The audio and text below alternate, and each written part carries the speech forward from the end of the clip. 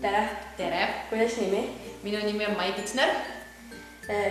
Kuidas Viinil läinud on praegusel hetkel võistluses? Viinil läheb väga hästi. Meil on 2 tiimi võistlemas ja võiks öelda, et vähemalt üks on esirinnas hetkel. Et finišile päris lähedal juba. Ja kes on need võistlejad? Tiimi nimi on... Selle ma jään võlgu, aga võistlejad on Kristo ja Kaspar 6. klassist. Kui kaua te olete robotikaga tegelenud? Vinnis robootikaring alustas see aasta 4. aastat. Ei, vabandust, 5. aastat juba. Aga võistlus, mida me siin korraldame, Vinni ekspeditsioon, see on nüüd 4. korda. Miks teile robootika meeldib? See on lahe.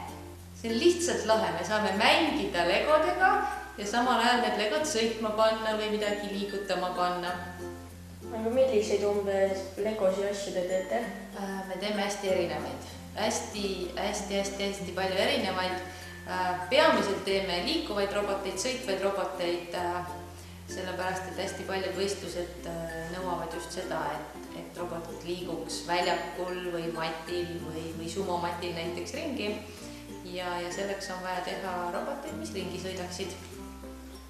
Okei, aga aitäh, et esitte meile mõne minuti aega. Loomulikult.